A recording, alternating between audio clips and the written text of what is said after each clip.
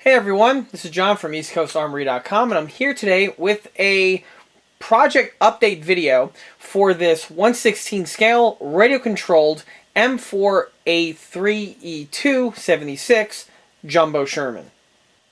Now, for a few of my viewers out there, they're more likely watching this video, scratching their heads, saying to themselves, I think this tank looks familiar, and I think John already did a build video for its exact same project.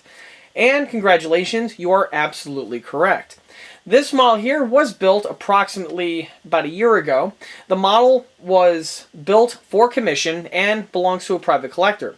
The model was completed. I went ahead and did a model showcase video for this build. Afterwards, the tank was boxed up and sent to the owner. The owner received the model. He absolutely loved it, took it out of the box, drove it around for a little bit, and then put it with his other tanks in his collection. About half a year later, the owner contacted me to go ahead and upgrade several of the details that were found when the tank was first built. Since this model was built, there have been a few new additions to the aftermarket 1/16 scale scene that he wanted to be added to this model. This wasn't an issue, and so I told him box the tank up, send it back over, and I would go ahead and re-upgrade the tank with the newer details. All those details have been fitted, and we'll be discussing these details and upgrades in this video. Now, like I said before, this model was built for a private collector and belongs to his collection. As I often mention in these build videos, I often take on commission build projects from vehicles ranging from 1/35 scale all the way up to 1/6 scale. As for availability and pricing information, that information will be best by contacting me through the email address listed below, which is info@eastcoastarmory.com. Now, for anyone who's stumbling across this video for their first time and is new to the ECA channel, this model here was custom built to the specs that you see it in this video. The model started off as a ready-to-run 1/16 scale radio-controlled M4A3 105mm Sherman tank. The model was originally from Henlong, and the model went through an upgrading process to bring it up to the specs that you see it here, converting the model from the M4A3 105 to the M4A3E2 76mm Jumbo. Now, just like I mentioned earlier, when the model was first finished, a model showcase video was filmed and posted on the ECA channel. In that video, I go into greater detail on all of the mechanical as well as the detail conversion that was necessary to bring the tank to the specs that you see here.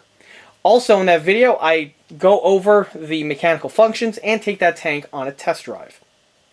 I strongly recommend watching that video in case that video was missed by the viewer, as this video here is going to focus primarily on the extra aftermarket add-ons which were added since that last video was filmed. Starting with the new details which were added, the very first details which were added to this build were that of the brush guards for the periscopes. Now, when the model was first built, I did have these details present on the model. However, they were in a different media. The original periscope brush guards which are found on this model here were 3D printed and from Shapeways. The pieces are very nicely done, and I do recommend them. However, one downside to the 3D printed periscope guards is their frailness and their fragility. The pieces are very fragile and can break very easily. One of the updates which was requested by the customer was to swap out the 3D printed units for that of these metal brush guards that I have here. The metal brush guards which are found on this model here are the cast metal ones from the company Shumo. The Shumo cast metal brush guards have been on the market for many years and are very nicely done. The one issue with the Shumo accessories is that they are becoming quite rare, as they have been on the market for many years. However, I don't believe are still in production. So the supply of parts seem to be drying up. The Shumo units are all casted in one piece and simply mount onto the periscope covers. Now, the periscope covers that are found on this model here are the same 3D printed ones which were added to the tank when first built.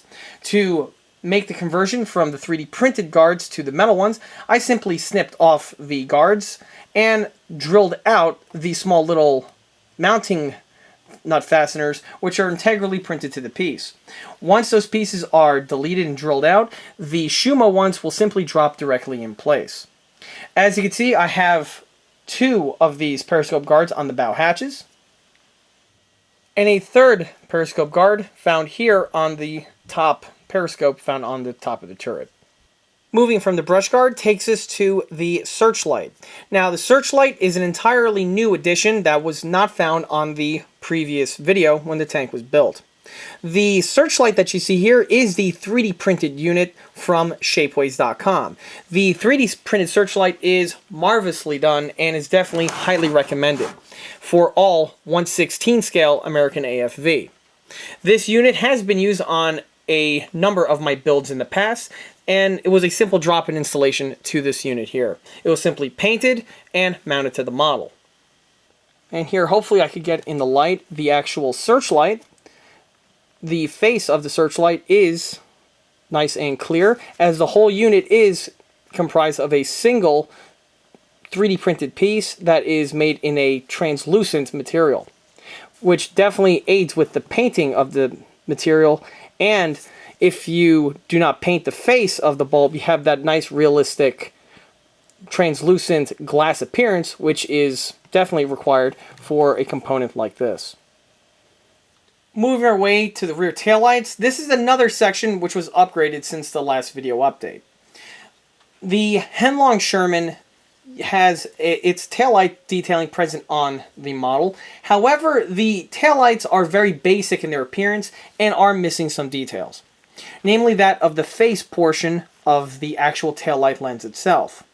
The taillight lens that's found on the stock unit has a red LED in the center portion here of the detailing. The cat's eye detailing is sort of present, however it does have that eyesore of the LED present. When the model was first built, I simply went ahead and painted over the cat's eye components to give the illusion that the pieces are finely detailed. However, since that video was made, I went ahead and found on Shapeways a very nice set of 1/16 scale 3D printed cat eye lens inserts. Just like with the searchlight, these lenses have been used on my other 1/16 builds in the past and are definitely highly recommended. Now, to mount them to the model here did require some modifications. First and foremost, the lenses which are found on Shapeways are not the World War II pattern of USAFV taillights. In fact, they are the post-war variants, and namely the ones that came in the mid to late 1950s and into the 60s. The difference being is that on the World War II units, they were a stamped sheet metal type assembly and had a clamshell type mounting, and it fit over the bell housing of the taillight. The post-war ones were made in, I believe, cast aluminum and had some flange work and fastener rings around the cat eye lenses itself. To convert the unit to the World War II configuration, it just simply required me buffing away and deleting that of the little fasteners and their flange pieces. After some swipes of sandpaper, the pieces are completely buffed down and are transformed to the World War II versions. Now, to mount them to the Henlong taillights, this also required further modification. The taillight themselves is still the stock Henlong unit for this model. What I just simply did was I removed the face portion of the taillight insert and simply mounted it directly to the Henlong unit. This simple modification does not require the removal of the stock unit, and you can keep it in place. And you just simply glue and mount the new version directly over once it's painted. Now, another feature about these taillight sets that I really appreciate and like about them is that they are left and right hand specific. On USAFV for convoy use, the one on the left hand side has its bulb in this portion here. However, the one on the opposite side is the blacked out variant. And in addition to being blacked out, it is actually partially stamped out with a smaller little lens compared to the version found on the left-hand side. This is stock with the Henlong insert, and again, it is highly recommended and is definitely a simple modification to be made to any Henlong Sherman without a whole lot of elbow grease required for the conversion. Now, even though the LEDs are covered up with these 3D printed inserts, the taillights are still functional. I will turn on the tank so you can see the taillights in action. Turn on the tank, of course, I first turn on the radio. And the power is done on the bottom of the tank.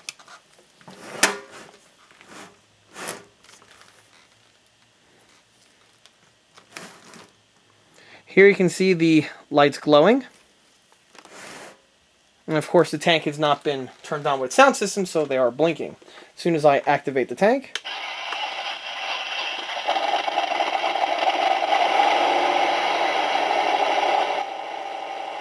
here you can see the tail light lit for the left-hand side.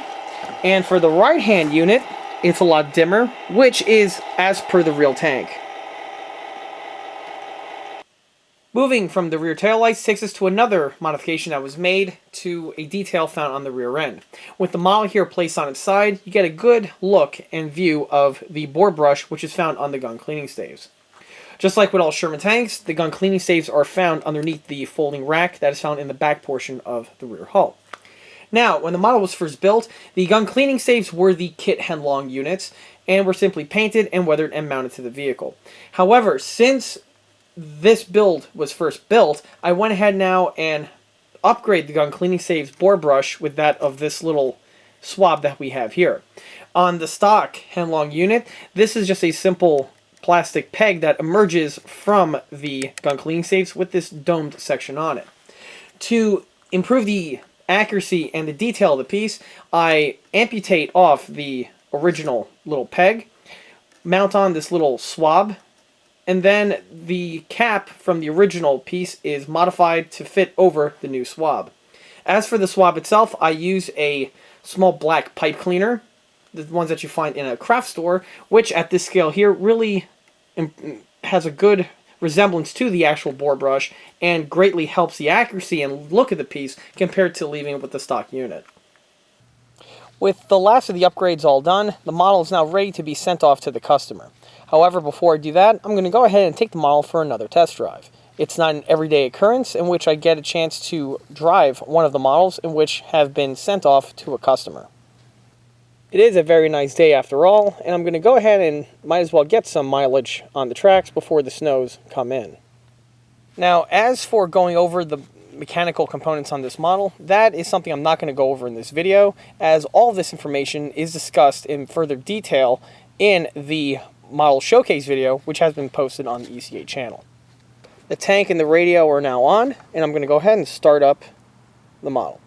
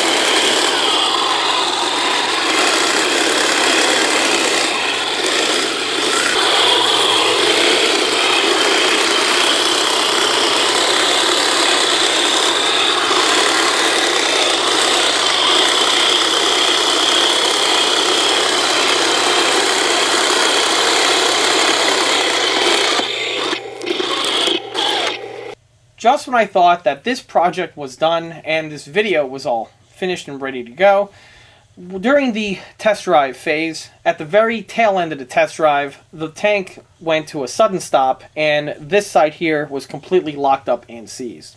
Obviously, this is less than ideal and is definitely something that has to be addressed. When I brought the tank back to the shop, I took apart the upper and lower hulls and found out that the gearbox was stripped.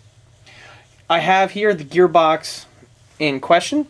As you can see, the gearbox, like what I also mentioned in the first video of this tank when I built it, this model was upgraded from Henlong with that of a metal upgraded gearbox. This is a common feature found on Henlong models found on the internet, in which you could pay a little bit extra and get the ones that are quote-unquote metal upgraded, which have a metal gearbox like this one here, as well as metal tracks and other metal fittings. The model was built with this gearbox and the tank ran pretty well. Unfortunately, like I mentioned, it stripped out.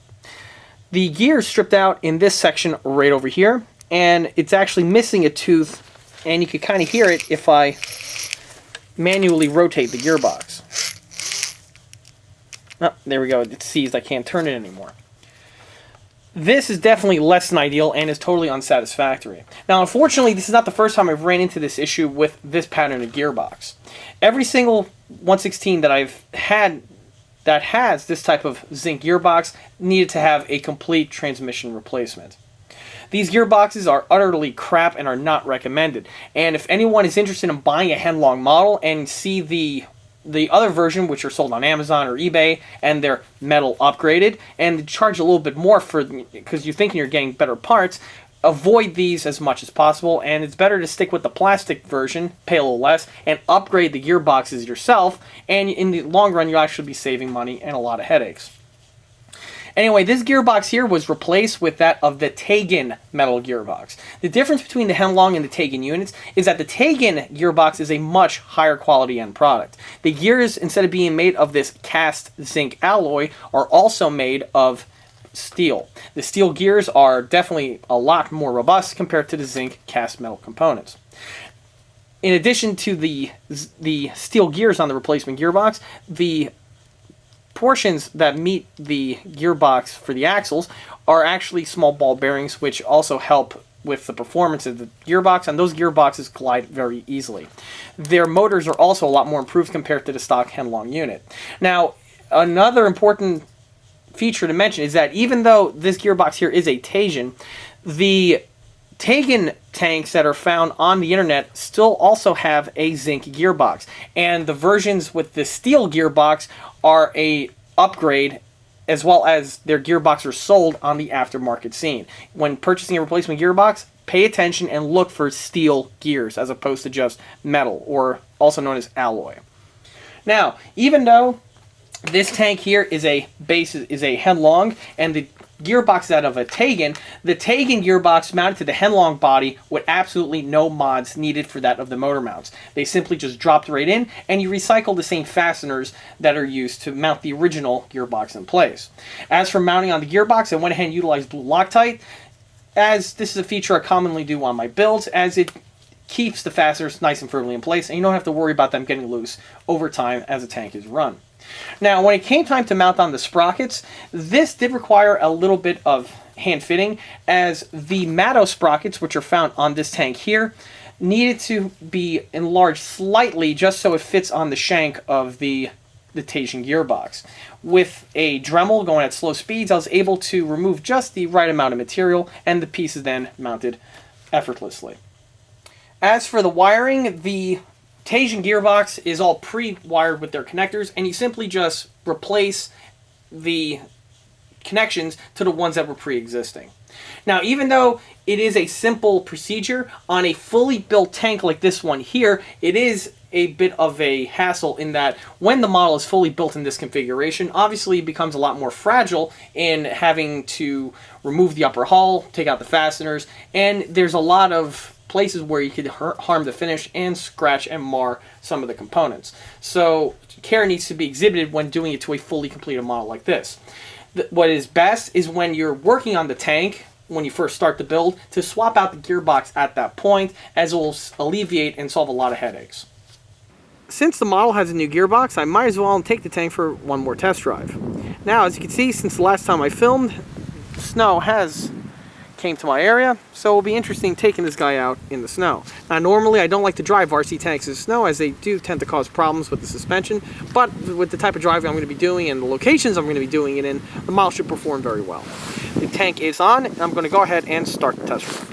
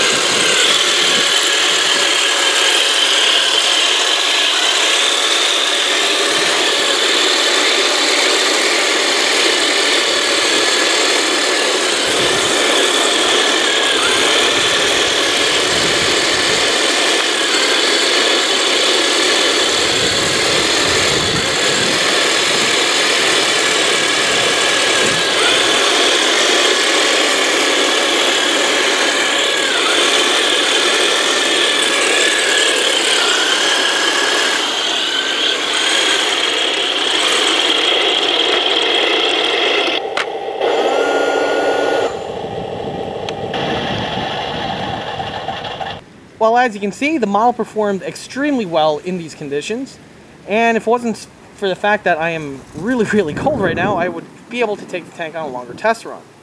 Like I mentioned before, I was always heavily impressed with the performance of these gearboxes on the other builds that I've done, and I strongly recommend them for anyone who has one of these 1/16 scale tanks and wants to upgrade the performance as well as the longevity of the models running with a simple drop-in solution.